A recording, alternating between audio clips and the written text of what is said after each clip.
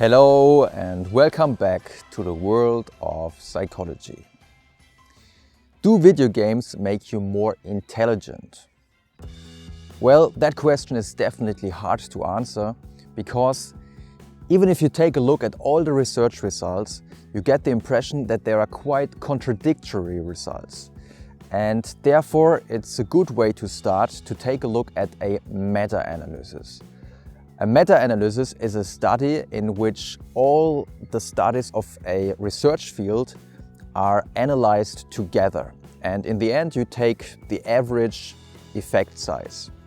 So the first study I want to present to you is the study by Powers and colleagues, in which many studies with thousands of participants have been analyzed. And if you take a look at the overall result, the final effect size, it turns out that playing computer games or playing video games has almost no effect on your intelligence, or what psychologists call the executive functions. So that's the ability of your brain to keep focused. That's what you need when you work on really difficult tasks, for example on an intelligence test. So based on this meta-analysis, it's quite bold to claim that computer games, video games can make you more intelligent. And it's also bold to say that they make you dumb.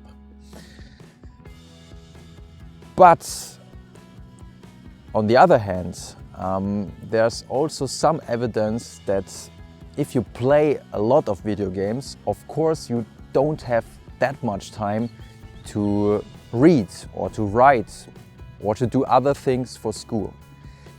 And this evidence stems from a very influential and well-done study by Weiss and Sarankowski. The scientists did something really clever. They searched for parents who were willing to present their children a PlayStation. And they told the parents, well, if you take part in our study, we will pay the PlayStation for you. And the only downside, if you want to say so, was that one half of the parents had to wait until they would get the PlayStation. And the reason was, of course, the scientists wanted to compare the group of children that was playing with the PlayStation, that received the PlayStation, and the group of children who did not get a PlayStation.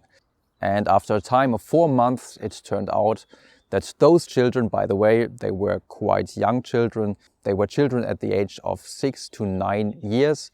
So they attended the classes 1 to 3. After 4 months, it turned out that those children who had received the PlayStation performed much poorer on a test on writing in comparison to the control group. And they also performed quite bad in a reading ability test. And that's quite thought-provoking because reading is really important for everything in life. So what happened? I mean, we just heard from the meta-analysis that playing video games doesn't make you smarter, but it also doesn't make you more dumb. So why did the children perform less good? And well, the answer is quite obvious.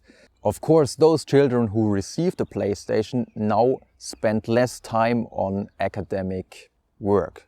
I mean, of course, if you are young children and you get a PlayStation and you have to decide, well, do I read something or do I play a really fascinating game with the PlayStation?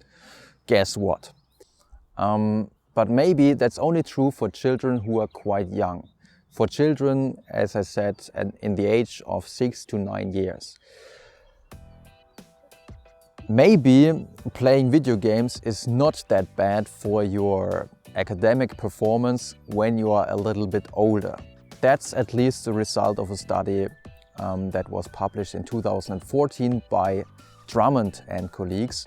They had a quite good number of participants. They had 192,000 participants.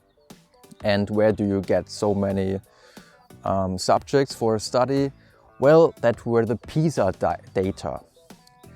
In the PISA tests, pupils are not only tested on their academic performance, like in reading or in math, they also answer a lot of questions. Like, for example, how many hours do you play video games per day?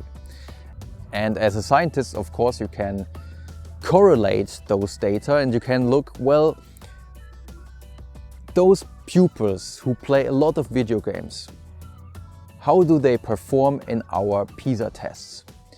And it turned out that they were not better, but they were also not much worse when they played a lot of video games.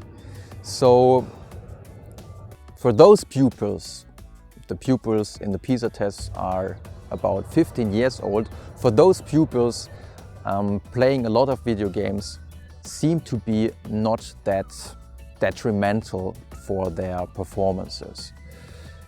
On the other hand, even though they had such a big number of participants, those data are only correlational, and therefore it's not that strong evidence as the results from the study by Weiss and Czeronkowski that we discussed before.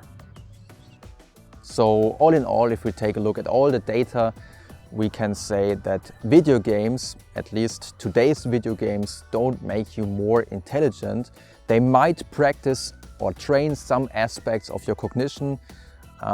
They might practice some motoric abilities, but what we probably should not do is to give little children a PlayStation, because they then spend less time in reading, for example, and that could be detrimental for their academic performances. One thing that, in my opinion, is a little bit concerning is the greatness of today's video games. I mean, when I was a kid, I played video games as well, and I was really fascinated. But today's video games, they are absolutely perfect. And there are studies that show that people who play video games, their brains react quite similar to those who are addicted to a substance, like, for example, alcohol or cocaine. And I think the addiction potential of today's video games is much stronger than in former days. And that's, in my opinion, is something, even especially if you think of virtual reality glasses, there's still a lot to come, and maybe in the future young children or adults will have to try really hard not to fall for these perfectly constructed video games. That's it for today. I hope you enjoyed this episode, and if you want, we will see you next time.